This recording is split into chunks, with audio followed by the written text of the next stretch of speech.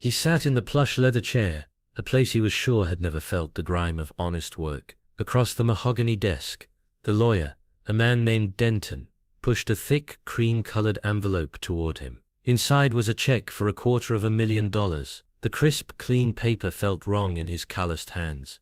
His eyes drifted to a framed photo on the lawyer's shelf. It was a picture of a little girl with bright eyes and a gap-toothed smile, holding a fishing rod too big for her. She was wearing a faded green baseball cap, the same one he had given her for her 8th birthday. She was holding up a tiny bluegill no bigger than his palm, and looking at the camera with an expression of pure, unbridled joy. That was his color. The lawyer cleared his throat, the sound a gentle cough in the hushed room. "Are you certain, Mr.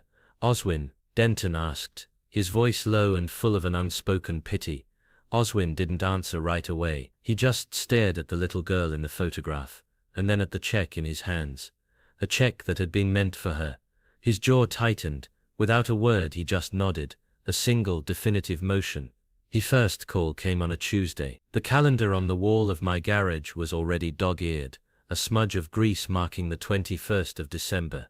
I was wrist-deep in the engine of my old Ford pickup, the smell of oil and rust a comfort I'd known for 50 years. My phone, a cheap flip phone that had seen better days, vibrated in my pocket. It was color. I wiped my hands on a rag and fumbled it open, a smile already forming on my face. "Hey honey," I said, my voice crackling with the static of a poor connection. I hadn't seen her in months, not since Thanksgiving, and the thought of her coming home for Christmas filled me with a warmth that cut through the cold of the garage. I pictured the tree I'd been planning to buy, the small specific cookies she always liked, and the way the lights would reflect in her eyes. It was a simple picture, a familiar one, but it was all I needed to keep going. That's when her voice, thin and rushed, broke through the good feeling. "Dad, look, I'm just calling to let you know not to make any plans for me for Christmas. We're going to Jareth's parents' place. They have this huge party, you know, and we'll be staying the whole week." She said it so fast, a string of words without air or pause, like she was reading a line she'd rehearsed. There was no hesitation, no hint of a question in her tone, just a statement of fact, as if she were informing me about the weather. It wasn't a request, it was a declaration. The smile on my face slowly died. The warmth in my chest turned to a cold, hard knot.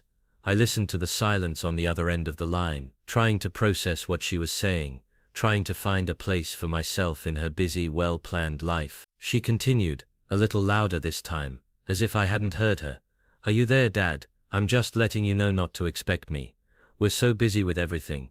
You know how it is. We'll just swing by sometime in the new year. Maybe, we'll see." The maybe felt like a knife twisting in my gut. A lifetime of Christmases, a million small sacrifices, all dismissed with a single casual wave of her hand. I thought of the countless hours I had spent under the hood of cars, the nights I worked until my fingers were too stiff to close a fist, all so she could have a future I never had. The money for that future was in a separate bank account. A special fund started the day she was born. It was her college fund, a promise I made to myself and to Maribel, my late wife, that our little girl would get a better shot at life. I felt the grease under my fingernails, the ache in my lower back and the hollowness in my chest where the Christmas warmth had been. The past few years had been hard without Maribel, and Carla's visits had become less and less frequent. The space between us had grown into a chasm, and I always told myself it was because she was busy, that she was building her life, that she would come back eventually. But hearing her say those words, "Don't expect me," it was a casual, thoughtless cruelty that broke through all my excuses. It was an admission that I was no longer a part of her life, not in any meaningful way. It was a statement that my place at Christmas dinner, a place I had always held sacred, was now gone. She finally asked a question, but it was a rhetorical one. "So are you okay with that, Dad?" She didn't wait for my answer. She just kept going, her voice a little too cheerful, a little too carefree. "Great, I've got to go. Jareth's waiting. Say hi to Trina for me if you see her. Love you." The "love you" felt tacked on, an afterthought, a quick and easy way to end the call and absolve her of the guilt she wasn't even feeling. And then, without another word, she hung up. The phone went dead in my hand, the screen a black mirror reflecting my own hurt, my own emptiness. I just stood there for a long time, the engine half repaired, the tools lying scattered around my feet. The quiet of the garage, a place that had always been my sanctuary, suddenly felt like a tomb. I thought about the car I'd fixed for free for that struggling mother down the street, the countless hours I'd spent teaching kids how to change their own oil, all the small kindnesses I had done in this space. They were all part of the same thing, my way of providing, of taking care of people. It was who I was, and Color in 2 careless sentences had told me she didn't need me to take care of her anymore. She didn't need me to provide. She had a new life now with new traditions, and I was not a part of them. I picked up a wrench and gripped it so tight my knuckles turned white. My hands, the hands that had built and repaired so much, were shaking. They were shaking not with anger but with a deep consuming pain.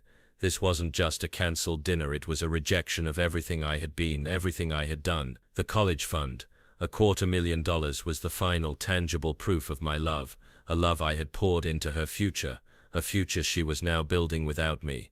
That money was my sacrifice. It was my heart. It was my soul. And she had just told me that all of it, all of me, was no longer needed. My face hardened. It was time to show her what that kind of thoughtlessness cost. The rest of the day was a blur. The engine of the pickup truck remained untouched, a symbol of my stalled progress. I just sat on an old oil-stained milk crate in the middle of the garage, the faint odor of gasoline and rusted metal filling the air. It was a familiar smell, a scent that brought back memories of a different life, a life where my hands were always dirty but my heart was full. This garage was my sanctuary, my temple. Every dent on the wall, every oil stain on the floor held a story. It was here that I'd taught Color how to change a tire, her small hands fumbling with the lug nuts, her face streaked with dirt and joy. It was here that I'd worked late into the night, the single light bulb above my workbench casting long, dancing shadows, so that the college fund could grow just a little bit more. I saw Maribel in the shadows. She was a quiet woman, with hands that were always in motion, mending clothes, planting a garden, or simply holding mine. She never understood the intricacies of an engine, but she understood the purpose. She understood that every hour I spent out here was for Color, for her future. She'd bring me a thermos of coffee, a warm sandwich, and just sit with me on that same old milk crate, humming a tune as she watched me work. She never complained about the late nights, the greasy clothes, or the meager budget. She just believed. She believed in me, and she believed in Color. Her belief was the real foundation of that college fund. The money was just a record of her faith. The garage held 1,000 of these moments. The day Color had skinned her knee on the concrete floor, her little face scrunched up in a teary sob, and Maribel had come running, scooping her up and kissing the hurt away. The time Color tried to paint a car, leaving bright pink streaks across a fender, I just laughed. It was all a part of the life we were building, the 3 of us against the world. Maribel's last days were spent in a hospital bed, her hands too frail to hold a cup, her voice a mere whisper. She had asked me to promise her one thing: promise me you'll see Color through, see her get that degree. It's all I want for her. She has the fire, Oswin, the fire to do more than we ever could. I had promised her, my voice thick with emotion. I had sworn to her that I would do everything in my power to make sure that Color had every opportunity to succeed. That promise had become a guiding star. It was the reason I took on extra jobs, the reason I drove my own truck into the ground rather than buy a new one, the reason I said no to so many things. Color's education, her future, was the only thing that mattered. It was the legacy Maribel had left. It was my final gift to both of them. And now Color was living a life that was so far removed from this garage, from the sacrifices, that she could casually dismiss a whole Christmas with her father. She had forgotten the foundation on which her life was built. The casualness was what stung the most. It was a careless swipe at my life's work, a disregard for everything I had poured into her. I walked over to my workbench, the fluorescent light flickering above me, illuminating a mountain of rusted tools and half-finished projects. I saw a small, faded photograph tucked into the corner of the shelf, a picture of Color on her high school graduation day. She was smiling, holding her diploma, and her eyes were full of a hope that seemed to have vanished somewhere between that moment and now. That was the Color I remembered, the Color who was grateful, who understood the weight of the sacrifice. I wondered what had happened to that girl, where she had gone. I wondered if the life she was living now was so full that she had no room for the ghosts of the past. A cold rage, a new kind of rage, began to settle in my bones. It wasn't the kind of rage that made you want to yell or throw things. It was a quiet, cold, and calculating kind of fury. It was the kind of anger that made you want to make a plan, to take action. It made me want to do something that would make her feel just a fraction of the pain I was feeling now. Not to be cruel, but to make her understand. To make her see what she had so casually thrown away. This wasn't just about Christmas. This was about everything. I knew in that moment what I had to do. I needed to remind her what a lifetime of sacrifice truly looked like. I walked over to the old metal filing cabinet in the corner of the garage. The one that had held all my invoices and receipts for the last 50 years. I opened the bottom drawer, the one labeled family. The accountant's office smelled of stale coffee and old paper. It was a stark contrast to my garage, the air clean and cold and impersonal. Lowell, my accountant for 30 years, was a meticulous man with thin hair and glasses perched on the end of his nose. He looked at me with a mixture of concern and confusion as I placed the paperwork on his desk. It was the folder for Carla's college fund, thick with statements and bank documents. He had been the one to set it up, to guide me in the right direction, to help me make sure it grew steadily over the years. He knew the story of this fund better than anyone. He knew the purpose, the reason, the promise. "Oswin, what is this?" he asked, his voice low. He didn't need to ask.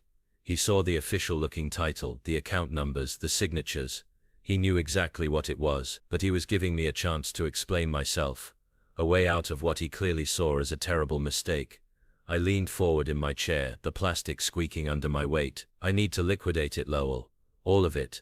I need to close the account." He took off his glasses and rubbed the bridge of his nose, his eyes, magnified by the lenses, now looking small and tired. "Oswin, we've talked about this. This is Carla's future. It's $250,000. Do you have any idea how hard you've worked for this? How much that money is worth now?" I knew how much it was worth. I knew the exact number, the precise value of every missed vacation, every rusted-out car I'd kept on the road, every extra shift I had worked. I knew the value of Maribel's hope, of her dying wish. I looked at Lowell and saw a man who saw the numbers, the financial value, the opportunity, but he didn't see the pain. He didn't see the empty chair at the dinner table. He didn't hear the casual, dismissive tone in my daughter's voice.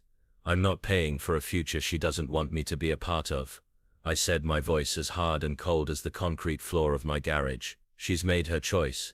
Now I'm making mine." Lowell sighed, a long, weary sound that filled the silent office. He tried to reason with me, to talk sense into my grief-stricken heart. He spoke of legacy, of investment, of a daughter's dreams. He told me that family was more important than money, that I might regret this later. But his words felt hollow, like a lecture I had heard 1,000 times before.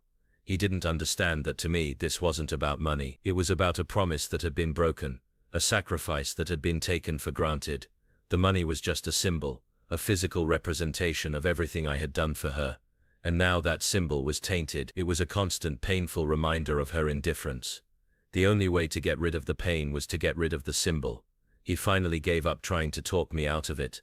He saw the stubborn set of my jaw, the unshakable resolve in my eyes. He slid his glasses back on and began to tap on his computer keyboard, the clicks of the keys the only sound in the office.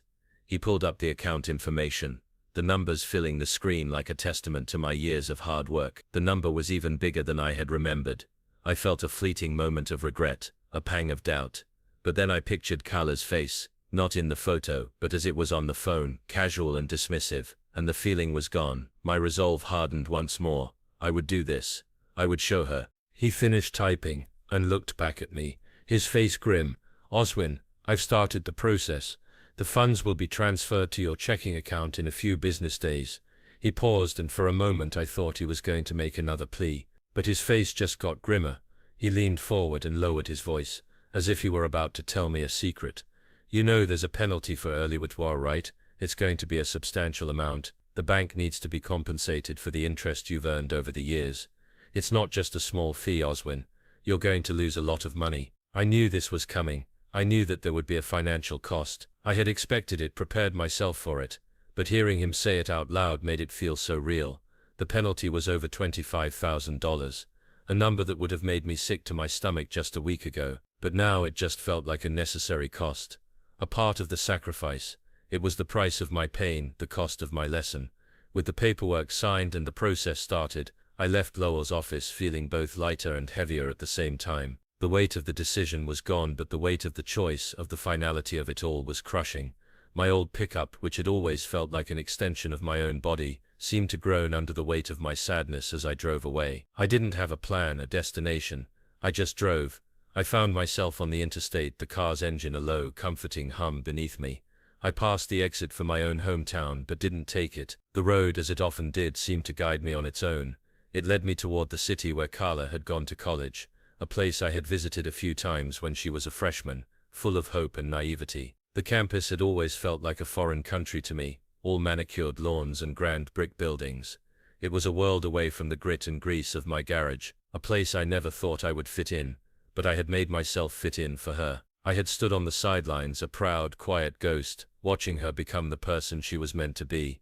The college town had changed since I was last there. There were new buildings, new cafes, and a different kind of energy in the air. Young people walked with purpose, their faces lit up by the glow of their phones, their lives a million miles away from mine. I drove slowly, my eyes scanning the faces, my heart beating with a strange, nervous energy. I pictured her walking here, her books clutched to her chest, her mind full of big ideas and bigger dreams. I remembered her calling me after her first big exam, her voice shaky but triumphant. "I got an A, Dad, an A." I had been so proud I could barely speak. That girl, that Carla, was still somewhere inside of her. I had to believe that. I pulled into a small parking lot across from the campus. The spot was empty, and I parked the truck, turning off the engine. The silence was deafening. I just sat there, a ghost in my own truck, watching the world pass me by. The guilt I had suppressed earlier started to creep back in, a cold, wet feeling in my stomach. What if I was wrong? What if she had a good reason? What if she was truly busy? I pictured Carla's smiling face in the photo on the lawyer's desk, her young eyes full of hope. It was a hope I had paid for, a hope I was now taking back. A cold knot formed in my stomach as the guilt turned into a hard rock. I told myself I was doing the right thing. Just then, my eyes caught a flash of bright red. It was a stylish coat, a little too fancy for the college campus. It was Carla. My heart did a quick, hard leap in my chest. She was laughing, her head thrown back, her hair a cascade of black against the bright red of her coat. She looked beautiful. She looked happy, but she wasn't alone. She was with a man. He was tall and handsome, with a confident air about him that was the exact opposite of Jareth. This man was not her husband. He was holding her hand, his thumb stroking her knuckles in a tender, intimate gesture. A gesture a married man should never do. My heart, which had been full of hope, suddenly felt like it was made of jagged glass. The world went still. The guilt vanished, replaced by a cold, searing rage. I watched as the man leaned in close, whispering something in her ear, and Carla giggled, a sound I hadn't heard from her in years. I watched them from the cracked windshield of my truck, a ghost in plain sight. The man, a stranger with a confident swagger and a too bright smile, held Carla's hand as they walked down the street. It was a public display of affection, something a married woman, my daughter, should have known better than to do. My jaw was so tight my teeth ached. This wasn't a casual meeting. The way he looked at her, the way she responded to him. It was a dance they had been doing for a long time. They walked past the campus, past the student-filled cafes, toward a part of town I didn't recognize, a part of town that was all high-end boutiques and fancy restaurants. It was a world Carla had never been a part of, not when she was growing up, not when she was living a life I had so painstakingly built for her. I started my truck, the engine roaring to life with a satisfying rumble, a sound that was a part of me, a sound that meant I was in control. I followed them, keeping a safe distance, the old truck a hulking shadow against the sleek modern cars on the road. The rage inside me was a hot, twisting thing, a living creature. It wasn't just about the betrayal. It was about the secrecy, the lies. Everything she had been telling me, everything she hadn't been telling me, suddenly felt like a carefully constructed wall of deceit. She had been building this other life, a life full of secrets, all while I was back in the garage, thinking of her, dreaming of her, working for her. It was a betrayal that went deeper than just Christmas. It was a betrayal of a lifetime of love and sacrifice. They stopped in front of a restaurant, with a ridiculous, unpronounceable name, its windows glowing with a soft, expensive light. The kind of place you only went to for a special occasion, not the kind of place you went to with a secret lover. The man held the door for her, a gentlemanly gesture that made my stomach turn. I parked the truck in a side alley, the old engine ticking as it cooled. I got out, the cold air hitting me like a physical blow. I walked to the window of the restaurant, a strange, desperate need to see more, to understand more, pulling me forward. I pressed my face against the glass, my breath fogging the clear pane. I saw them sitting at a table in the corner laughing, their heads close together. They were so close they could have been a million miles away. Carla was wearing a different kind of coat now, a plush, black thing I knew I couldn't have afforded, and around her neck she was wearing a delicate silver locket. It was an oval locket with a strange, twisting design on the front. I'd never seen it before. Jareth had given her a cheap gold chain for their wedding anniversary, a flimsy thing that looked like it would break at any moment. This locket, this new piece of jewelry was different. It looked old. It looked meaningful. It looked like it had a story. The man reached across the table, his hand covering hers, and he was smiling. Not a fake salesman smile like Jareth's. A real, genuine smile. And Carla, my Carla, was smiling back. A bright, unguarded smile. I watched them for a long time. An invisible third party to their secret meeting. The anger and the pain inside me were warring. The anger was a fiery, consuming thing. The pain was a cold, quiet ache. The kind of ache that goes so deep it makes you sick. I had to know what was going on. I had to know who this man was, and why he was so important. The last few years of Carla's life, her strange, distant behavior, the casual cruelties, the lies, all of it suddenly made a terrible kind of sense. All of it led back to this man. A waiter came over with the bill and the man reached into his coat pocket. He pulled out a thick envelope and placed it on the table. It was the same cream color as the one from the lawyer's office. The same kind of paper, only this one was sealed and had no name on it. He slid it across the table toward Carla. The envelope sat between them, a silent, mysterious third wheel. Carla didn't touch it. She just looked at it, her expression unreadable. She took a sip of her water, the motion slow and deliberate, a small, fragile barrier between her and the sealed paper. The man, still smiling, didn't seem to care. He leaned forward and said something, his voice too low for me to hear from outside. I watched as Carla's face changed. The carefree, happy expression she had worn just a moment ago was gone, replaced by a look of worry, of concern. Whatever he had said, whatever was in that envelope, it was serious. It wasn't just a friendly gift. It was a transaction. My mind raced, trying to make sense of it. What was in the envelope?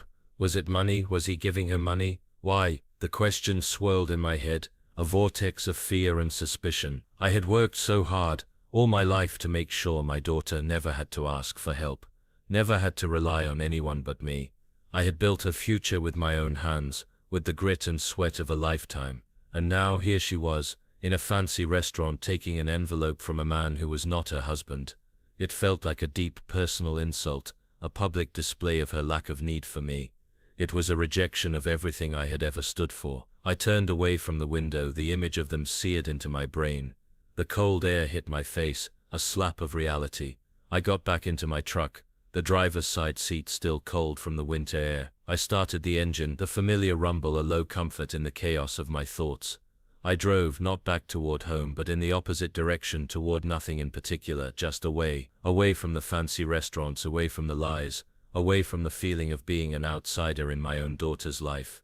The streets were getting dark now, the streetlights a blur of white and yellow against the blackness of the night. My mind was in a turmoil, a hurricane of emotions.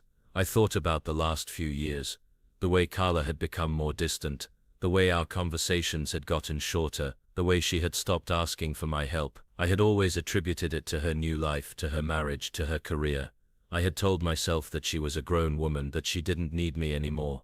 But that wasn't true. She just didn't need me the way she used to. She had found a new source of support, a new place to turn for help. And that new place was a secret. It was a secret from me, from her husband, from her old life. And I was standing on the outside of that secret, my hands empty, my heart broken. A sudden, sharp impulse took hold of me. I had to talk to her. Not about the money, not about the college fund, not about Christmas. I had to talk to her about the real thing, the thing that was eating me alive. I had to tell her how her casual dismissal had hurt me, how her distance had broken my heart, how I felt like I was losing her. I had to make her understand what was at stake. I had to make her see that I was not a ghost in her life, but a living, breathing person who needed her. I pulled the truck over to the side of the road, the tires crunching on the gravel. My hands were shaking again, but this time it wasn't with anger. It was with a desperate need to be heard. I picked up my phone, my thumb hovering over her name. I had to call her. I needed to know the truth. I pressed the call button. The phone rang 3 times before it was answered. But it wasn't Carla's voice I heard on the other end. It was Jareth's. His voice was a little too cheerful, a little too loud, like he was trying to sell me something I didn't want. Oswin, hey, what a surprise. Carla's just in the other room. We were just talking about you. His words felt hollow like a bad lie. He had a way of sounding friendly while saying absolutely nothing. The silence on my end of the line was a dead giveaway. He knew something was wrong. His voice became a little more cautious, a little softer. Everything okay, Oswin? He asked, a hint of concern in his voice that sounded more like suspicion. I didn't answer right away. I was trying to make sense of his words. They were talking about me. Why? What could they possibly have to say? 1,000 different scenarios ran through my head, a kaleidoscope of suspicions and fears. I finally spoke, my voice a little too rough. Yeah, Jareth, everything's fine. I was just calling to say hi to Carla, tell her I miss her. It was a lie, a bad lie. I couldn't bring myself to say the words I really wanted to say. The words about the college fund, the words about the man in the restaurant, the words about the empty seat at the dinner table. The words were a heavy weight in my throat, a physical barrier I couldn't get past. Jareth laughed, a hollow, tinny sound. Oh, she misses you too, Oswin. She talks about you all the time. She's just so busy, you know. But hey, listen, I'm glad you called. I actually wanted to talk to you about something. The change in his voice, the sudden shift to a business-like tone, was jarring. It was a sales pitch, I could feel it. He was always trying to sell me something. A new car, a new insurance policy, a new way of life. I was always the one who said no, the one who saw through the lies. But this time I felt a new kind of dread. This time it felt personal. He cleared his throat. I've been thinking about your truck. That old beast. It's a classic, but it's a money pit, right? I have a friend who works for a dealership. He could get you a great deal on a new one. A trade-in. You'd get a lot more for it than you think. It was a familiar pitch. He had been trying to get me to trade in my truck for years. He saw it as old and worthless. I saw it as a symbol of my life's work, a symbol he wanted to take from me. But this time there was a new layer to his words. There was a desperate edge, a hint of a plea. It was a plea for something more than just a sale. It was a plea for a loan, a handout, a favor. I almost laughed. The man I had seen Carla with, the man in the fancy suit, was probably her new sugar daddy, her new source of income. And here was Jareth, her husband, a man who was supposed to be providing for her, trying to sell me on a bad deal to get some quick cash. I felt a pang of pity for him, a strange, cold pity. He was a man drowning in a sea of secrets, and I was the life raft he was trying to grab onto. I pretended to consider his offer, a small, cruel part of me enjoying his desperation. I knew what he was really asking for. He was asking for a loan, for a handout, for a way out of a financial hole he had dug for himself. I knew it in my bones. I had seen this kind of desperation before, 100 times over, on the faces of men in my garage. And then he said something that made my heart stop. His voice was low, and he was speaking fast as if he wanted to get the words out before he could change his mind. And hey, you know Carla, she's got a lot on her plate right now. Just a lot of things going on. She's keeping a lot from everyone. She's got a secret, something big, and it's not for me to talk about it. He said it so fast that if I hadn't been listening so closely I would have missed it. My heart was pounding. The suspicion I had felt from the moment he answered the phone, the suspicion that had been growing since I saw them in the restaurant, was now a cold hard fact. She was keeping a secret, and her husband knew about it. He knew, and he was trying to use it against me. The phone went silent. I was still holding it to my ear, but the line was dead. The phone call with Jareth left a bitter taste in my mouth, a lingering sense of unease. I didn't drive home. Instead, I drove to my sister Trina's house. She was the only person in the world who would understand, who would listen without judgment. I needed to talk to her, to tell her everything, to make sense of the tangled mess of my feelings. Trina was a quiet woman, with kind eyes and a knack for listening. She didn't offer advice unless you asked for it, and even then she offered it with a gentle, loving hand. She was the keeper of our family's history, the one who remembered everything. She was the only person who knew what Maribel had been like. Trina listened to me for a long time, her face a mask of concern. I told her about the phone call with Carla, the casual dismissal of Christmas. I told her about the cancelled college fund. I told her about the man in the restaurant, the locket, the envelope. I even told her about Jareth's strange phone call, about his vague hints and his desperate pleas. She just sat there, her hands clasped in her lap, her head nodding slowly, her eyes never leaving my face. When I was done, the room was silent. I waited for her to say something, to tell me I was crazy, that I was jumping to conclusions, that I was making a terrible mistake. But she didn't. She just sighed, a long, weary sound, and stood up.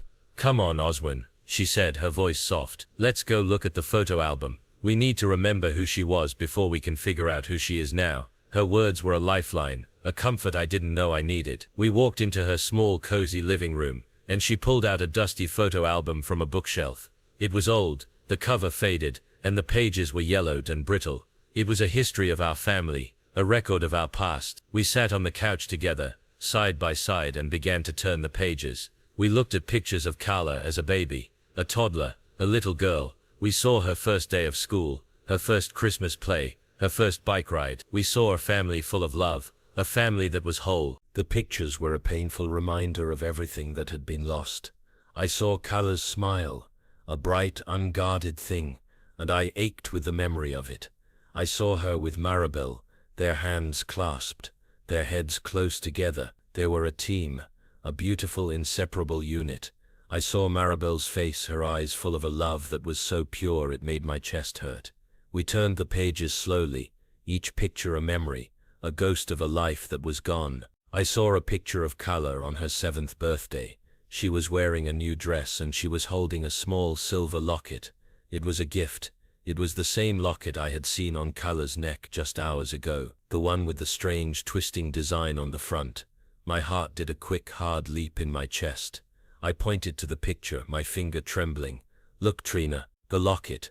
Carla's wearing the same one in the restaurant." I saw it. Trina looked at the picture, her eyes widening in surprise. "I remember that," she said, her voice a whisper. "It was a gift from your mother. It was her grandmother's locket. It was passed down from generation to generation." My heart sank. So it wasn't from the man in the restaurant. It was a family heirloom. It was a symbol of our family, of our history. A wave of guilt washed over me, a cold, wet feeling. I had been so wrong. I had been so fast to judge, so quick to assume. I felt a terrible, sick dread, a feeling that went deeper than just anger or pain. It was a feeling of being wrong, of being so utterly and completely wrong. My mind raced, trying to make sense of it. What did it mean? What was going on? Trina, her eyes still on the picture, didn't say anything for a long time. She just sat there, thinking. And then she said, her voice low and full of a strange, quiet sadness, "Oswin, that locket. I remember. It was a gift from a man, a family friend, to Maribel. She had given it to Carla for her birthday. But she had been so upset. I had never seen her that way. I felt a cold knot form in my stomach. The silence in the room was heavy, suffocating. I felt a terrible, sick feeling. I reached for the back of the photo album, the part that was usually empty.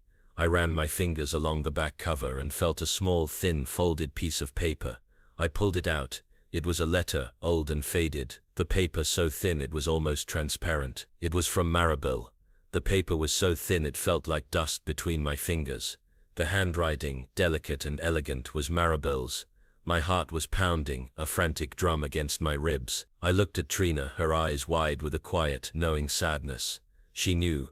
She had known all along. She was the keeper of all the secrets. I unfolded the paper, my hands shaking so hard I could barely hold it steady. I took a deep breath and began to read.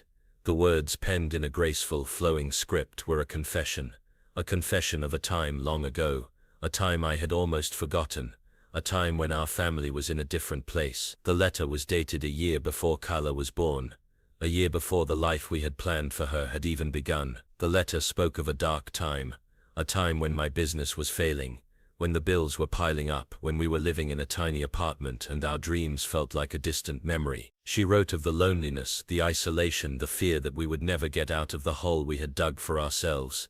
She wrote of a man, a friend from her past, who had found her on the street, who had seen the pain in her eyes. He was a kind man, a generous man, a man who saw her not just as a wife and a mother, but as a person with her own dreams and desires. She wrote of a moment of weakness, a moment of desperation, a moment she had spent with him. It was a short, brief affair, a fleeting moment of comfort in a sea of pain. It was a secret she had carried with her for a lifetime. I read the words, my eyes blurring with tears. The betrayal I had felt, the anger, the pain, all of it was gone, replaced by a new kind of pain, a deeper pain, a pain that went to the very heart of our family. My mind was reeling, trying to make sense of the words. It was a ghost from a past I had forgotten. It was a secret that had been buried for a lifetime, and now, here it was, in my hands, a tangible, physical proof of a life I didn't know existed. Maribel's last wish, her plea, made sense now. It was a plea for me to protect Carla, to see her through, to make sure she never had to go through the kind of pain she had gone through. She wanted me to be Carla's rock, her foundation, her safe place. She wanted me to be the father Carla deserved, no matter what. I looked up from the letter, my eyes still blurred with tears. Trina was looking at me, her face full of pity and love. She knew. She had known all along. She had carried this secret for a lifetime, for me, for Carla, for Maribel, and now she was letting it go. Letting the truth set us free, but the truth wasn't setting me free. It was shackling me to a past I didn't know existed, a past that was now a part of my present. I folded the letter, my hands shaking again, and placed it back in the album. I felt a terrible sense of loss, a feeling that was so deep it made me sick. I had not just lost my daughter, but I had lost my wife too. A woman I thought I knew, a woman who had a secret that went to the very core of our lives. The letter went on, her elegant handwriting becoming a little more shaky, a little more desperate. She wrote about her love for me, her love for Carla, her gratitude for the life we had built. She wrote about her regret, her guilt, her shame. She wrote about a promise she had made to the man, a promise to keep him in her life, a promise to keep him a secret that would be a part of Carla's life, a secret that had been a part of Carla's life for a lifetime.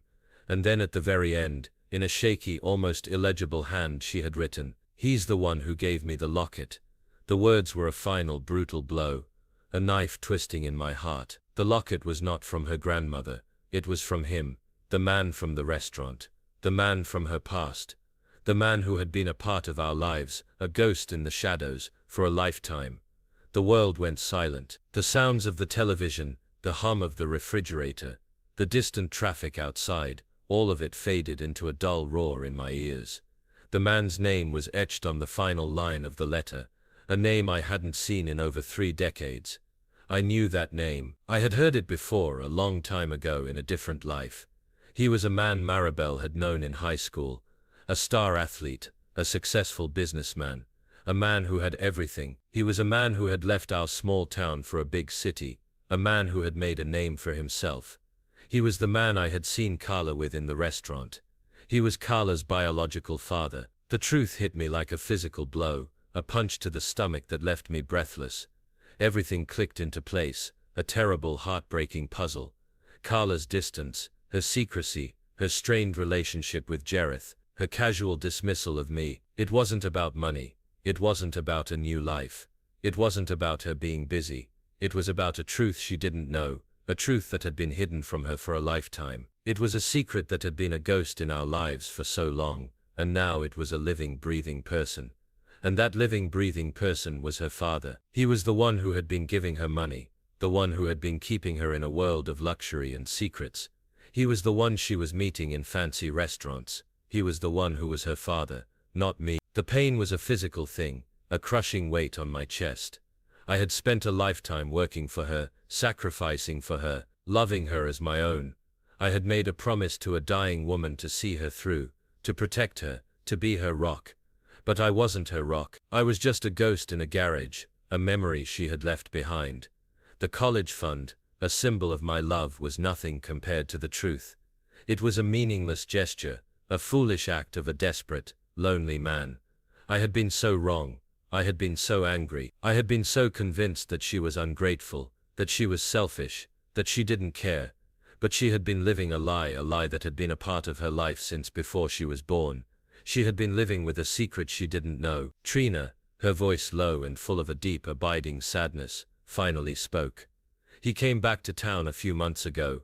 He was looking for Maribel. He found her obituary, and he went to her grave. He just stood there, for a long time. I saw him. I didn't say anything. I just watched. I knew he was looking for Carla. He came to see her. He came to be a part of her life. He was a ghost, Oswin. A ghost who was trying to come back to life. Her words were a final, brutal confirmation of everything I had just read. A ghost from the past was trying to become a part of our present. and he was using Carla to do it. I felt a new kind of rage, a rage that was so much colder and so much more dangerous than the one I had felt before. It was a rage against the universe, against fate, against the secrets that had been kept from me. It was a rage against Maribel, against Trina, against the man who had come back to life. It was a rage against Carla for allowing this to happen, for letting this man, a stranger, become a part of her life. I stood up, the letter from Maribel still in my hand. I had to do something. I had to stop this. I had to protect Carla from this man. I had to show her that I was her real father. I was the one who had been there all along. I was the one who had loved her, who had worked for her, who had sacrificed for her. I was the one who had to save her from this ghost. I looked at the name on the letter one more time, a name that was now a part of my present, a name that was a part of Carla's future. It was a name that had been a ghost, and now it was a living, breathing person. And I was going to find him. I was going to confront him. I was going to show him that I wasn't just a ghost in a garage. I was a father, a real father, the only father she had ever known. And I was going to fight for her, no matter what it cost me. I was going to make sure that he never came near her again. He had already taken so much from me, so much from my life. He had taken my wife, and now he was trying to take my daughter. He wasn't going to get away with it. He wasn't going to win. I was going to make sure of it. I left Trina's house without another word. The letter was clutched in my hand, a flimsy piece of paper that held the weight of a lifetime. The drive to Carla's house was a blur of flashing streetlights and a low guttural roar from the truck's engine. My mind was in a turmoil, a tempest of conflicting emotions. I was angry, but not at Carla. I was angry at the world, at the secrets that had been kept from me, at the truth that had been hidden for so long. I was hurt, but not by her. I was hurt by the loss of a life I thought I had, a life that was now a lie. And I was determined, more determined than I had ever been in my life. I was going to fix this. I was going to put my family back together, no matter what it cost me. I pulled into Carla's driveway, the old truck a stark contrast to the perfect, manicured lawn, the expensive Christmas decorations that lit up her house. A family of snowmen with bright fake smiles stood in the front yard. A wreath, a perfect circle of green and red, hung on the front door. It was a picture-perfect Christmas scene, a scene that was a lie. I got out of the truck, the cold air hitting my face like a slap. I walked up the driveway, the crunch of the gravel under my feet, the only sound in the silent night. My hand, trembling with a nervous energy, reached for the doorbell. I didn't know what I was going to say. I didn't have a plan. I just knew I had to be here. I had to talk to her. I had to tell her the truth. I had to make her understand. The door opened and Carla stood there, her face a mask of surprise. She was wearing a different kind of coat now, a warm, thick jacket, and she was holding a mug of coffee. Her eyes, wide with shock, looked at me, a silent question on her face. "Dad, what are you doing here?" I thought that you weren't expecting me for Christmas. Her words, the casual, dismissive words that had started this whole thing, felt like a joke now. A cruel, heartbreaking joke. I stepped inside, the warm air of her house a strange, unfamiliar comfort. The house was decorated for Christmas, a perfect, sparkling, beautiful lie. "I know," I said, my voice low and rough. "I know you weren't expecting me, but I need to talk to you. Now. In private." Her face, a moment ago so surprised, was now full of a strange, quiet fear. She looked at me, then at the door, as if she were looking for a way out. She seemed to know instinctively that this was not a social visit. This was something else. This was a confrontation. The silence in the room was heavy, suffocating. She put her coffee cup on the small table next to the door, a slow, deliberate motion. She closed the door behind me. We stood there in the silence, two strangers in a beautiful house, a house full of secrets and lies. "Carla," I said, my voice a whisper, "I saw you today, in the city, with a man." Her face went pale, a ghost of a look of terror in her eyes. She didn't deny it. She didn't try to lie. She just stared at me, her eyes wide with a deep, consuming fear. "I don't know who he is, Carla, but I know that you're keeping something from me. Something big. Something that has been a part of our lives for a long time. I need you to tell me the truth. I need you to tell me what's going on." My words were a plea, a desperate cry for honesty. I wasn't asking about the money, about Christmas, about the lies. I was asking about the truth that had been hidden from me for so long. Her eyes filled with tears, a single silent tear rolling down her cheek. She didn't say anything. She just stood there, her hands clasped in front of her, a picture of a woman about to break. She was so close to telling me the truth. I could feel it. I could feel the wall she had built around her heart crumbling. But just then the car pulled into the driveway. It was a new car, a sleek, expensive thing. It was Jareth's car. His headlights cut through the darkness, illuminating her pale, tear-streaked face. And then the door opened. Jareth walked in, his face a mask of surprised cheerfulness. "Oswin, hey, what are you doing here, man? You didn't call. You should have called." He sounded like a salesman trying to close a deal, his voice a little too loud, a little too happy. He looked at Carla, his eyes narrowing just a fraction as he saw her tear-streaked face. He looked at me, his eyes full of a strange mix of suspicion and fear. He knew something was wrong.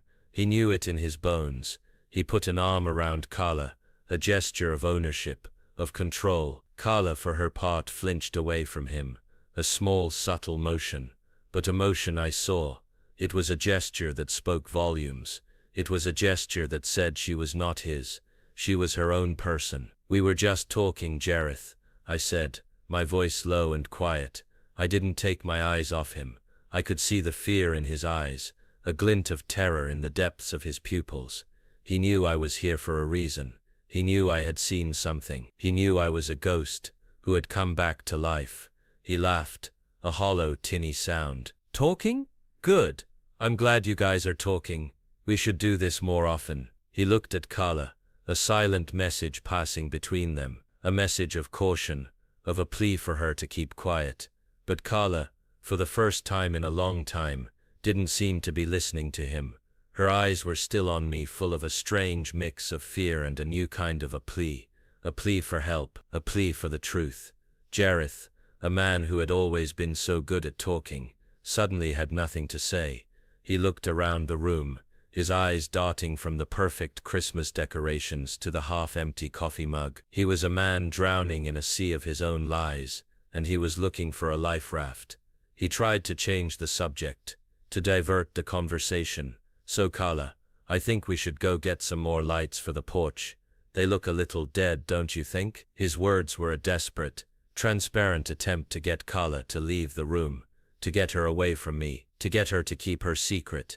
But Carla didn't move. She just stood there, a silent, beautiful statue. I knew in that moment what I had to do. I had to confront him. I had to make him see that I knew everything. I had to show him that I was not a ghost, but a father. I took a step forward, my old work boots leaving a faint trace of dirt on the clean white carpet. Jareth, for his part, took a step back, a nervous, involuntary motion. He knew I was a force to be reckoned with. He knew I was not here for a social visit. He knew I was here for blood. "Jareth," I said, my voice low and full of a quiet, menacing calm. "I know about the money. I know about the secrets.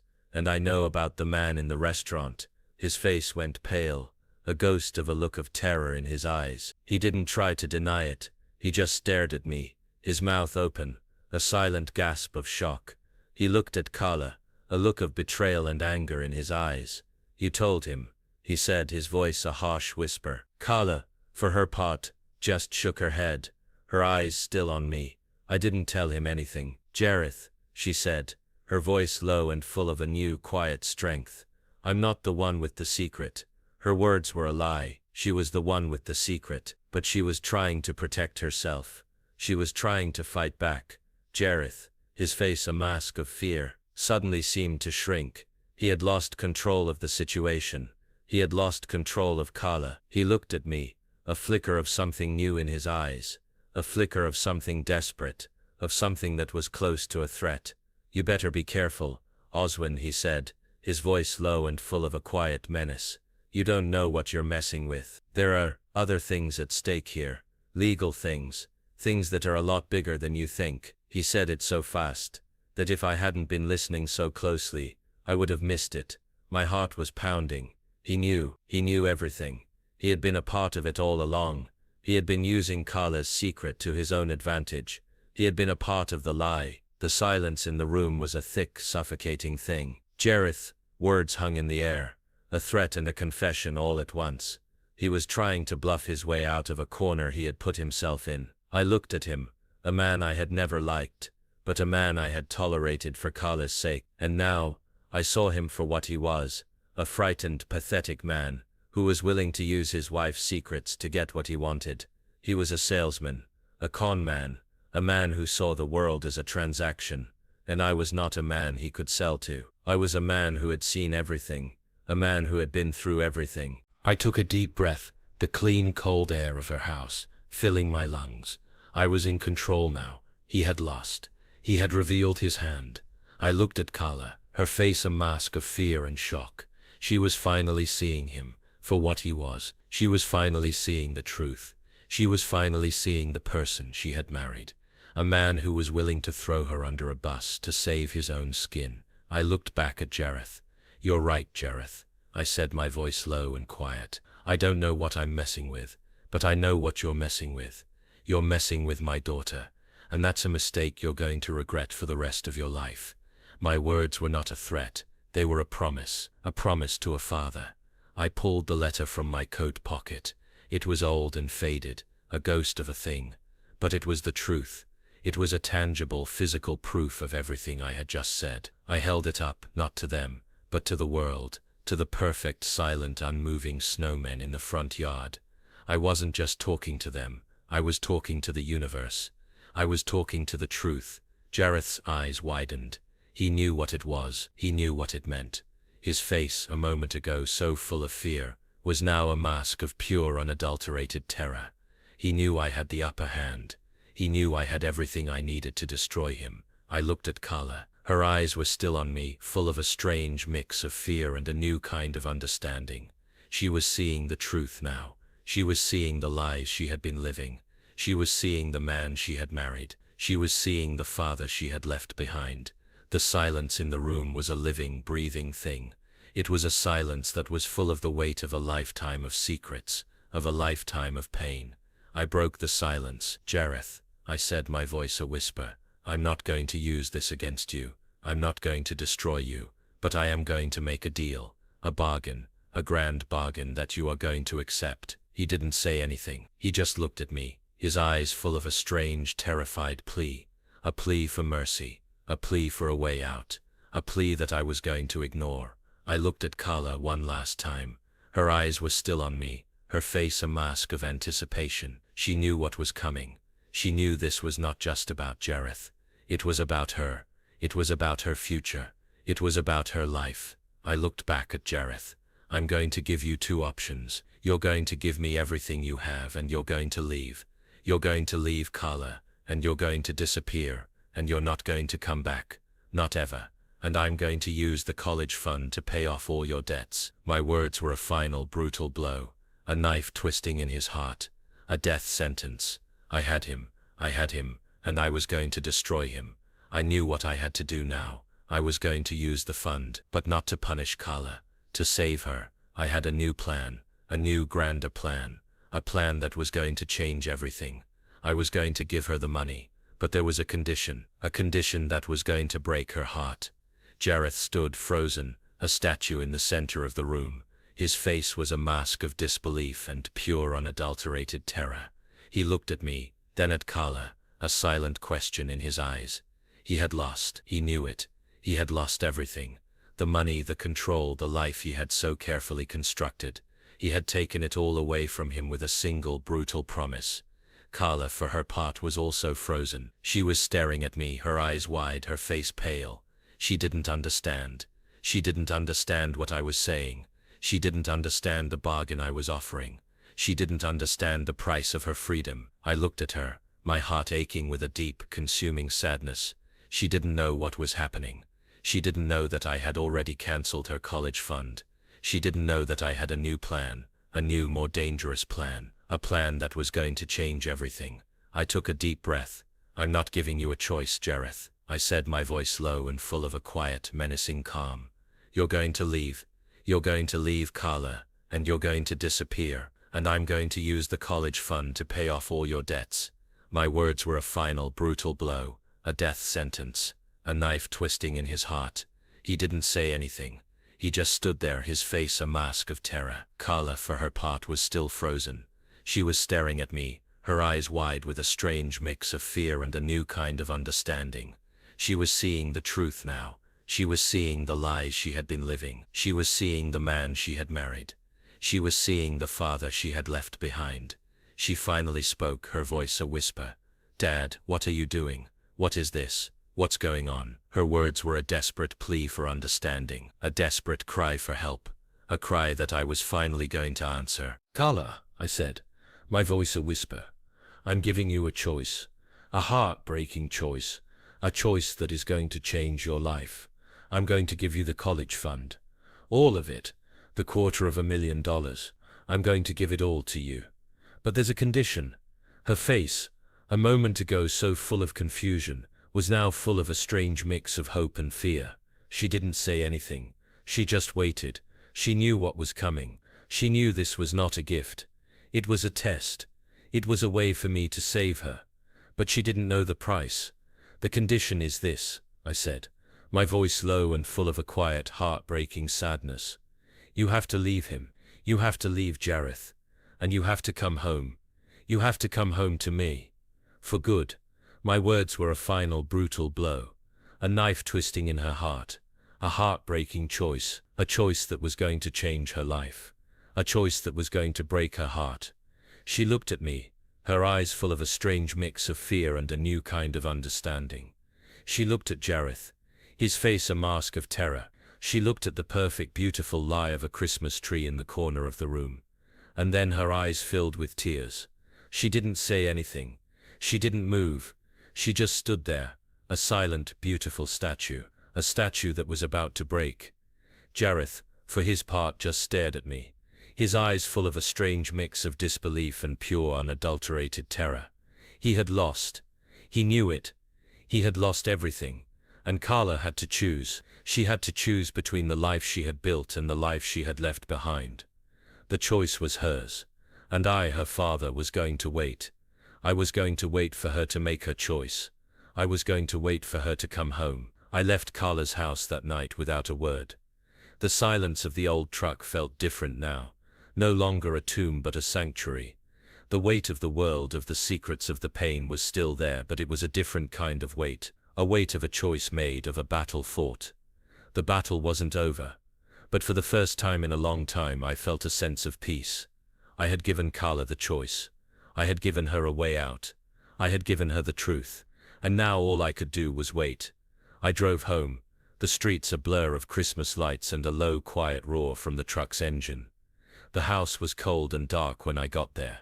I didn't turn on the lights. I just sat in the living room. A ghost in my own house. A man waiting for his life to begin. The days that followed were a blur of silence and waiting. The phone, a silent, unmoving thing on the table, seemed to taunt me. I didn't get any calls. I didn't get any messages. I just waited. My sister Trina called me every day, her voice full of a quiet, unsaid pity. I told her I was fine. I told her I was waiting. I told her that Carla had a choice to make. She didn't say anything. She just listened. She knew that the only thing I could do was wait. The Christmas lights on the houses in my neighborhood seemed to taunt me. A reminder of a Christmas I had almost lost. I didn't put up my own. I didn't have the heart. The spirit of Christmas was gone, replaced by a cold, hard resolve. On Christmas morning I woke up early. The house was silent, a tomb of lost dreams and empty promises. I walked into the kitchen, the floor cold under my feet. I made a pot of coffee and sat at the kitchen table. A single chair pulled up, a single plate set out. It was a Christmas dinner for one. A dinner for a man who had lost everything. I was just a ghost in my own house, a man waiting for a call that would never come. I had made a choice. I had given her a choice. And she had made hers. She had chosen the lies, the secrets, the life she had built. She had chosen him. I felt a pang of regret. A terrible, sick feeling that went so deep it made me want to throw up. Maybe I was wrong. Maybe I had made a terrible mistake. Maybe I should have just left well enough alone. Just then, my phone vibrated. It was a text message. My heart, a silent, unmoving thing, suddenly leaped to life. It was from Carla. My hands were shaking so hard I could barely hold the phone steady. The message was short, a single line of text. It said, "I'm coming home."